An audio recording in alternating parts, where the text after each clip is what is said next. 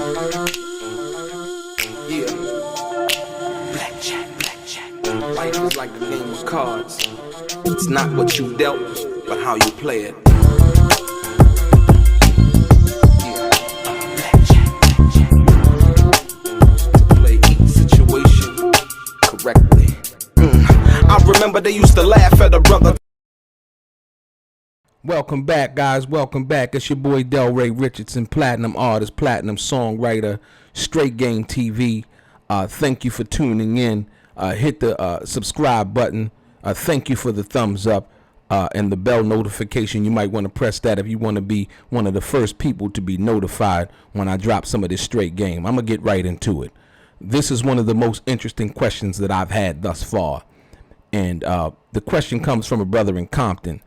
And the question is, how could Suge Knight pay Orlando Anderson $60,000 to come to court and testify on his behalf that Suge didn't kick him that night in Vegas after 2Pac was killed and he was actually grazed in his head with a bullet from Orlando actually being the shooter?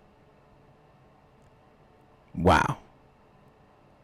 You know, I gotta honestly say, brother, that was one of the things I don't think a lot of people really, and some people may have thought about, but they've given much thought to. That's one of the things that always baffled me, if you ask me.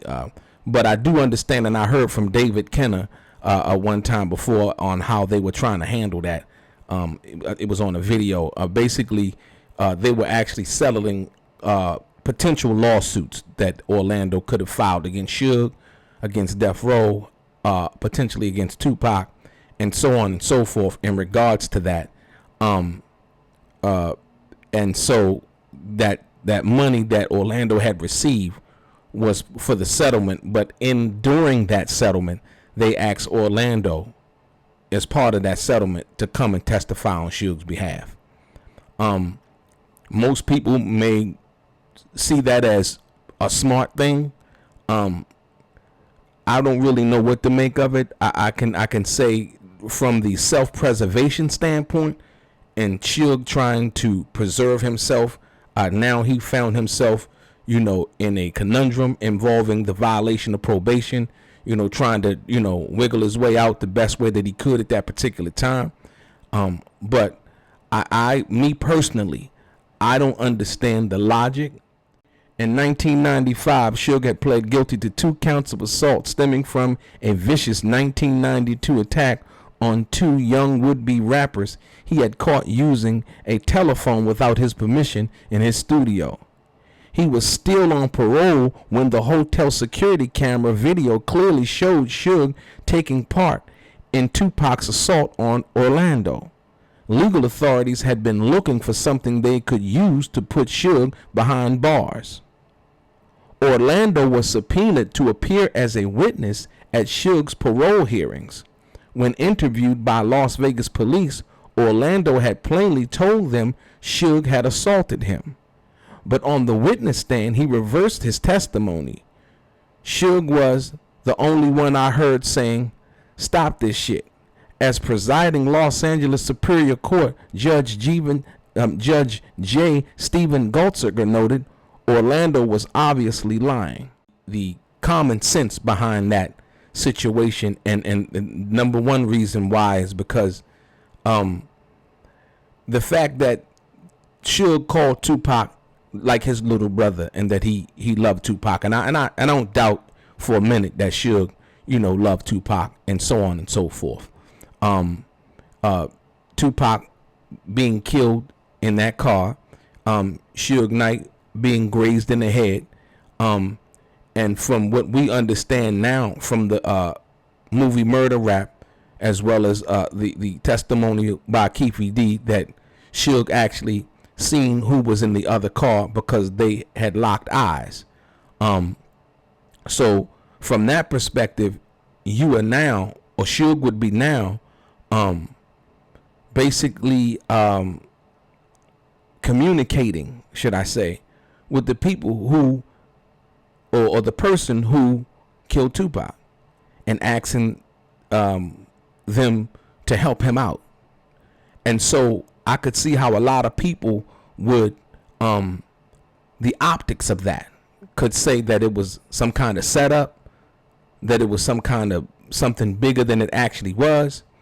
But at the end of the day, it's a lesson to be learned that, you know, watching out who you hang around, watching out who you trust, watching out who you allow your confidants to be, because at the end of the day, Tupac was dead, and Suge had basically relegated himself back to that place of where people think of themselves, and it's self-preservation. Despite the fact that in Vegas, you're asking someone to come to testify in court for you about something that's actually on camera.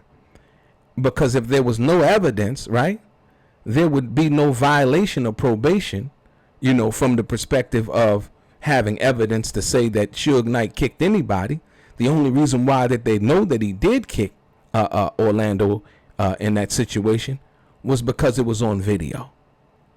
And so from that perspective alone, it baffled me as to why then, you know, you would make that part of any kind of settlement in regards to potential lawsuits that Orlando could have filed.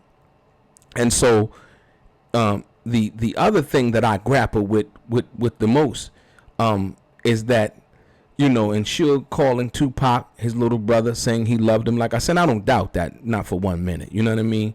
You know, things happen, and it was what it was. And I'm sure, you know, Suge probably thinks about this until this day. But the other thing is the fact that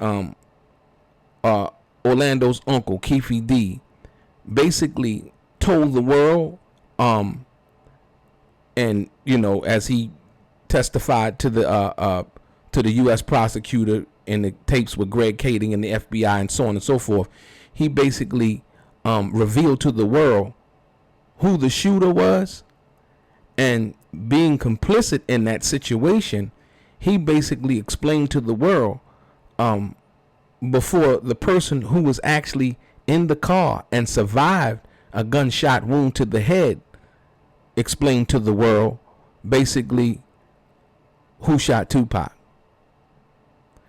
So that's the thing that I grapple with. You know what I mean? And I understand the street rules, ethnics, the G code, you know, I'm not snitching, working for the police and so on and so forth. But that one thing is ironic to me. The person who actually was complicit in the car, you know, while Tupac was being shot, Suge shot in the head, actually told the world or revealed to the world who shot Tupac and Suge before Suge, a person who was actually shot, revealed to the world. Now, in some, you know, corners of the world, people may say Suge, you know, he's a stand-up guy, you know, because he didn't say nothing and so on and so forth. Then you have, on the other hand, some people may say, well, damn, you know, he really didn't really love Tupac that much or care that much about Tupac, because there ain't no way that I would let, you know, my like brother get shot and the police ask me who did it and what happened, that they wouldn't tell him. That's two different points of views and two different viewpoints from two different worlds or perspectives, if you will, you know? And so from that perspective, that's the thing I never really, you know, would understand, and I still grapple with today, because I mean, me personally, if I'm involved with something like that, or if I, you know, put myself in a situation where I know I'm not supposed to be in because I'm already on probation, you know what I mean? Number one, it says I'm not really thinking. And number two, once I do get in that trouble, right? You know, under the circumstances and how that happened, the person that I did something to, I'm not going to ask them to come and testify on my behalf to say that I didn't do something that's actually on camera. You know, that's just me, though. I mean, like I said, you know, maybe you guys can chime in, you know, in the comments and give me your opinion in regards to that. So that's the thing that always baffled me, you know, in regards to that situation. So you have on one end, you know, somebody who loves somebody and so on and so forth, but they won't say anything in regards to them being harmed and thinking about that person's family and so on and so forth. and them receiving some kind of justice. And then on one end, you have the person who was actually in the car, complicit in the murder of Tupac Shakur, actually telling, what happened in that situation, before the other person did. And so that's the thing I really didn't get. I understand, settling the potential lawsuits that Orlando might have filed, for the assault on him in Vegas and so on and so forth. And he was right. That was his right to, go after that. You seen deep pockets, and like I said, it's on tape. It's a open and shut case in regards to that, and probably could have cost death row millions instead of the money that they had paid out to settle that case. But like I said, for me, I wouldn't have asked Orlando under the circumstances and everything that happened, to come testify on my behalf. I just wouldn't have done that. Like I said, Suge, he felt like, once again, self-preservation. I got to try any way that I can, to get out of this case, this violation of probation. So, this is what I'm going to do, and this is what I'm going to try to do. And so with that being said, you guys chime in. Like I said, that's one of the things that really baffled me about the whole Tupac and him being murdered and the whole 9 yards in regards to that. So like I said, from the brother from Compton, man, I really don't know. I really can't tell you. And I think the only person that's qualified to really answer that question from that perspective would be Suge Knight. I mean, but we know the facts of the potential lawsuits, the settling of the lawsuits, the asking Orlando to testify on Suge Knight's behalf, and which he did, and so on and so forth. And then all of the other conspiracy theories that are involved with that made it, the optics of it made it look like it was a deeper conspiracy than it actually was, when it was just somebody trying to preserve themselves and not go to prison by any means necessary. Like I said, your boy DELRAY, Straight Game.